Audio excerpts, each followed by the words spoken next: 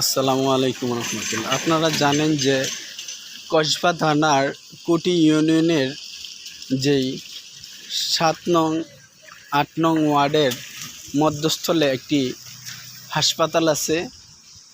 এই হাসপাতালের যে সামনের দিকের রাস্তা খুব পরিস্থিতি খারাপ।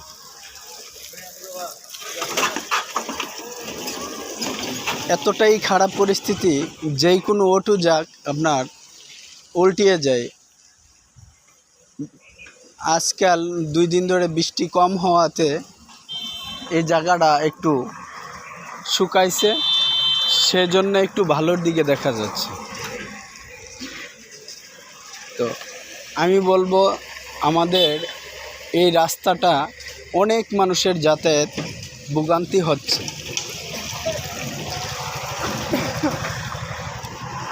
আর এইটা হলো সরকারি একটা হসপিটাল, যেটা গ্রাম্য হসপিটাল বলে।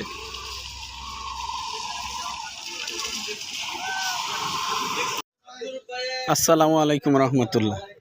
যে হসপিটালটা দেখাইছিলাম, হসপিটালটার পাশেই আছে আমাদের আসগর আলী দাখিল মাদ্রাসা।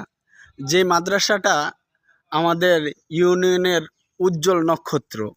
এই মাদ্রাসাটাতে আপনার হাজারো ছাত্র লেখাপড়া করে, হাজারো আলেম এই মাদ্রাসাটাতে তৈয়ার হয়।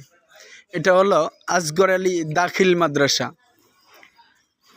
এটা পড়ছে আপনার কসবা থানা কুটি ইউনিয়ন কাঠের পুল স্ট্যান্ডের পাশে যে মাদ্রাসাটা।